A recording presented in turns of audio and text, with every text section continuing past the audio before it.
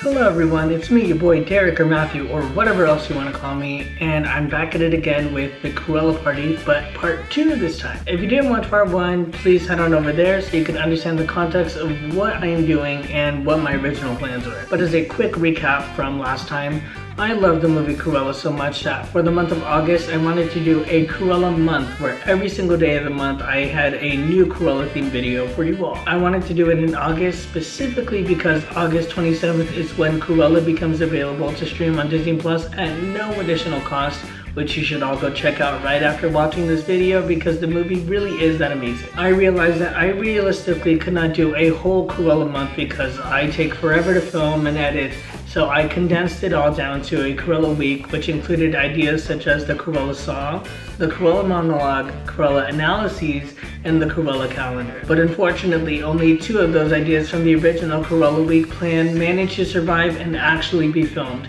the Cruella Balloon Display and the Cruella Candy Station. Part 1 was all about the history and the balloon display, and this week's video is all about the candy station. So I actually had a lot of ideas for the Cruella Sweet Station when first trying to conceptualize the project. At the center, I wanted to do a 3-layer round cake. Each layer would have a different pattern made out of frosting and fondant, which neither I know how to properly use. There would also be cupcakes to go along with the cake and mimic similar patterns to each layer. I thought about making some dog paw shaped cookies as well because I think I saw that on YouTube somewhere. There would be white chocolate covered strawberries with black drizzle to go along with that. Besides the sweets and desserts, I also wanted to decorate the table with boxes and boxes of black spray painted roses and a black spray painted flower wall that had a giant C written in red fake flowers. The black flowers would all be dipped in red glitter to let them pop out more. All of these materials I had planned on getting from the Dollar Tree, which really comes in a clutch for big projects like these. So maybe I wasn't looking hard enough, but I could not find all of the materials in order to get all of this done. I also did not have much time to get this done either. I think my time frame was like 2 days to get the balloons and desserts ready, so not a lot of time at all. I think I actually made the balloon pillars the day of the watch party, but I don't remember too well. But yeah, since I had a time crunch and I couldn't find everything I needed, I had to modify the original concept to something a bit more realistic. For instance, I had to remove 1 layer of the cake and have it be a 2-layer round cake instead. The bottom layer would be covered in white buttercream that was then covered in white edible glitter. On top of that, I would have covered the bottom tier with a black drip pattern that surrounded the perimeter, still keeping with the black and white color scheme. The top layer would also be covered in white buttercream frosting, but I would also cover it with black fondant in the shape of Dalmatian spots because, you know, it's 101 Dalmatian. I changed the cupcakes to be breaded black with red frosting on top with a toothpick sticking out with a little pre-cut stencil that spells out Cruella on top of the cupcake. And for the flower boxes, I combined that with the strawberry drizzle idea and had planned on getting black and white mugs with black and white tulle to fill in empty spaces. The strawberries were adjusted to be covered in black colored chocolates and also had a red drizzle on top of those. Lastly, the black flower wall with the red C was kept exactly the same and was the only original concept that remained unchanged throughout the entire process. So now that I had my concepts modified and all the materials ready, it was time to start baking and making. Actually, I had to start with the flower wall first. Since spray paint takes quite a while to dry completely before use, the first step I had to do before anything was spray paint the fake Dollar Tree flowers the night before so that they would dry by the next day. So what I'm going to do with all of these fake flowers over here is to spray paint them all black and glue them onto a poster board, and I know that doesn't really make sense, but it does, so we'll just do that. Also, the day before I started baking, I had to get a design going on the newly added Cruella M&Ms. If you watch the 2021 Golden Globe recreations I did on Athena's channel back in February, there were some Hershey's chocolate bars I had made based off of those photos Athena and I took. It was a completely random thing I did and I was bored, so I just did it. But anyway, I used the same method I used there, but instead I did that to a smaller M&M packets that were designed the night before baking day as well. So baking day officially begins, and I am hopeful that I'm going to do at least a decent job with baking. But boy was I wrong. Also, quick disclaimer, not all of the desserts I made here were actually consumed by anyone, so don't worry about strict health code violations or anything. The food wasn't even eaten, nor was it even planned on being eaten for the most part. These were really just tests. Starting with the cake, I found out that in order to make a 2-tier cake, you have to bake 4 whole cakes individually and then stack them on top of each other. Also, keep in mind that the 3rd and 4th cakes must be smaller in size than the first 2 since they go on top. I also changed the shape from a round cake to a rectangle shaped one because those are the pans that I had, and I was not about to spend a lot of money on round baking dishes that I'm probably only going to use once. I also used pre-made box cake mix because I'm new to the baking scene and I do not have my own time to make my own formula or whatever. So since I have one pan of each size, the larger one for the bottom tier, the small one for the top tier, and the cupcake holder pan, I decided to bake all 3 at once and then repeat the process of the second batch of each one afterwards. For the first set, bottom tier larger cake, I carefully followed the directions on the box with no practical experience at all. I wouldn't call myself an expert or anything, I would actually call myself terrible because that is what I produced. Anyway, I poured the mixed batter into the large pan, threw it in the oven, and moved on to the smaller pan. With the smaller pan, I repeat the exact same steps as the large one, and there doesn't seem to be any difficulty at all. So that immediately goes into the oven once I'm done, and so I start on the cupcakes next. The cupcakes are again the same process as the other 2 cakes, but this time I want to make the batter black because I want the breaded part to be black. With a cake, it doesn't matter what the color the actual cake is because it ends up being covered by frosting anyway. But with cupcakes, the actual bread is seen, and so I wanted to stay with the color scheme and make it black. My brilliant mind came up with the brilliant thought of just using black food coloring to dye the batter black, which makes total sense in my defense. Little did I know that by adding that much food coloring, it could stain people's teeth black. And I added a lot of food coloring. But besides that debacle, I did manage to find some nice color scheme accurate black and white cups to go along with the cupcakes because they're cupcake cups. So that was very in theme. I also saw this life hack where in order to get a sort of even amount of batter into each cupcake cup, you could use an ice cream scoop to help measure it out, and it helped with the scooping part, but that's really it. Maybe my batter was just too liquidy, but I don't know. And luckily 1 box of cake mix was enough to fill about 2 trays of cupcakes, so that saved me some time later on from having to do a whole nother set. Plus, keep in mind, while I was having to make all of this, I was watching the Oscar-winning film Promising Young Woman, which is another great movie you should all check out after watching Cruella. So after waiting the proper amount of time for the cakes and cupcakes to fully bake, I took them out of the oven and realized my big mistake. I did not spray the pans with oil or grease before putting the batter in, meaning that the cakes were stuck inside. The cupcakes are fine though, thank goodness. Well, except for the fact that they stained teeth black. But back to the cakes, of course my dummy self would do something like that and forget to spray the pan. So with the help of my gracious mother, we carefully tried to remove the cakes from the pan, doing our best to keep them as intact as possible. We began with the larger cake, which we flipped over and started banging loud spoons against so it would just fall out. After a while of just making noise, we lifted the pan upside down to discover that the cake did make it out of the pan, but only half of it did. The other half was still inside and would not budge, meaning that the cake was a complete dud. Then I realized I only bought enough cake mix to make the 2-tier cake and the cupcakes, meaning I did not have enough extra cake mix to remake the entire cake. So I go into panic mode again, like how I felt with the balloons in last week's video, but this time I'm freaking out over how to fix a cake that's broken in half. I decided to just leave the cake hidden upside down in the pan, and I'll just revisit it later when the situation hopefully fixes itself, because that's not really my problem. I turned towards the smaller cake and the same issue. It's not coming out of the pan either, so I don't know what to do anymore. And suddenly, good news comes in that one of my family members had something great happen in their lives and that needed to be celebrated.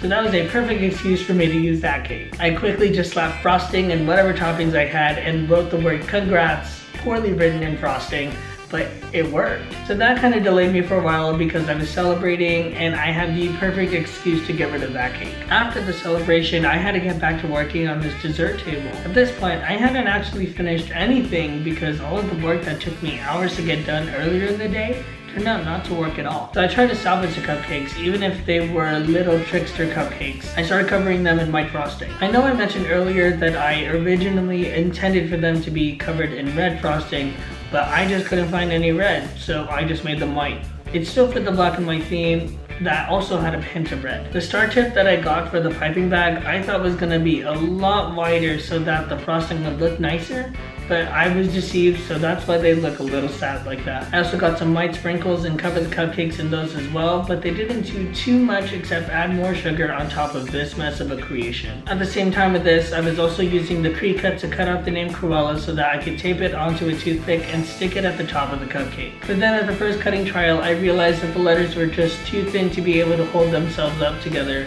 so I had to do a last minute shift. Instead of Cruella's full name, the cupcake topper was changed into the letter C surrounded by a circle on red sparkly paper so that it would hold up better. And honestly, I don't think that was a bad decision at all. I kind of prefer it to her full name. So I guess the cupcakes were officially done, although they don't look as appetizing as I was initially hoping for. So after a full day of waiting for the black spray painted fake Dollar Tree flowers to dry, I finally took them back in and started to make the seawall. For the seawall, all I had to do was cover the poster board with the black flowers and leave room in the middle for the red flowers that formed the letter C. I hot glued the red flowers on first so that it would be easier for me to visualize how much space I was really working with. Also in the background, I was watching Raya and the Last Dragon at the same time, another fantastic Disney movie that you should all check out. It's already available on Disney Plus for no extra cost, so you have less of an excuse. Then I had to start hot gluing on the black flowers, which was really troubling. First of all, the flowers weren't completely covered in black as I had initially hoped for, so there were hints of blue and red peeking out that hopefully you won't look close enough to spot. Also, the thing I don't like about these fake Dollar Tree flowers is that there's a little stem at the bottom of each one. The flowers are easy to pop off of the long stick, but they still have a little baby stem that holds all of the petals together, so I understand their function, but they're inconvenient for me trying to glue them onto a poster board straight down, but oh well. I also started panicking again because this is a pretty big poster board and I thought I did not have that many black flowers to be able to cover up the empty space. I began to feel hopeless, but I just kept going, trying to space them out so that they would cover more, but not too much that leaves empty patches. Luckily, by the end, I was able to decently cover the entire thing, and although it doesn't look perfect, it's still pretty decent for my creation. I say that because normally everything I make is pretty whack or ugly, so this is on the better side, I think. So I don't really want to show you all the process of me making the M&Ms because that's my secret and I could keep it. But I will show you little bits of me cutting the paper to eventually be used as wrapping for the smaller M&M packs. It would have been too time consuming and complicated for me to do different designs for each kind of M&M pack. But luckily, nobody has any peanut allergies, I don't think. Well, of course I do, as you would know if you watch my Philippines storytime video, which you could go check out in the little bubble in the corner. But yeah, it takes a long time to make those M&Ms, like literally hours. So I was up just until very late trying to work on that while also trying to juggle all of the other desserts I was planning on making. I think also off camera I had made some chocolate covered strawberries covered with white chocolate and I put black drizzle over them, but they didn't look cute, so I think that's why I didn't record it. But the moral of the story is not to do something like this ever again. I really thought I would be good at this stuff, but I'm not. So do you remember that large cake I made earlier that I flipped upside down so I don't have to deal with it? I eventually revisited it and my mom suggested the idea of turning it into cake pops, which was a brilliant idea. All I had to do was add some frosting to the cake mix and start mashing it all together so that they could all be molded into balls that managed to hold themselves together.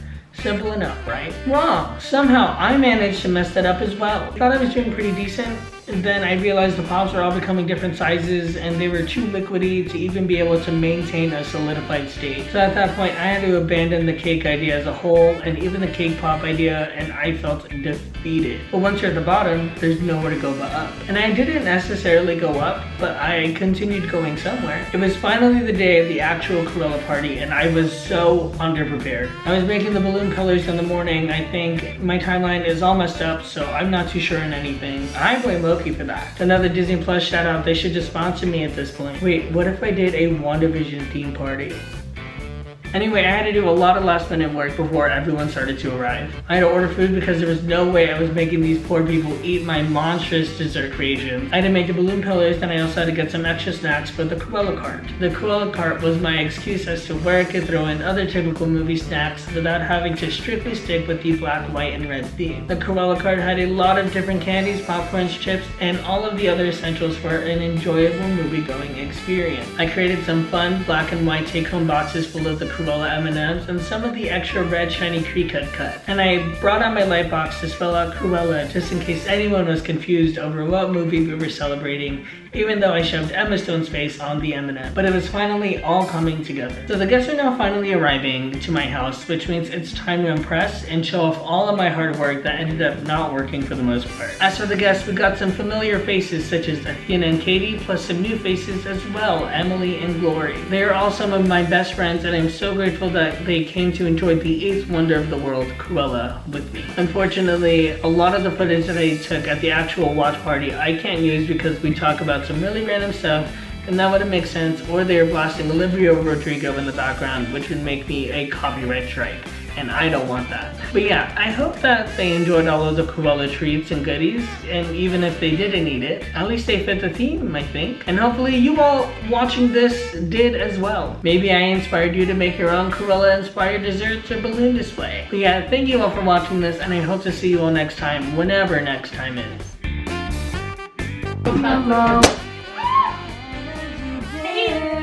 Whoa, whoa, whoa.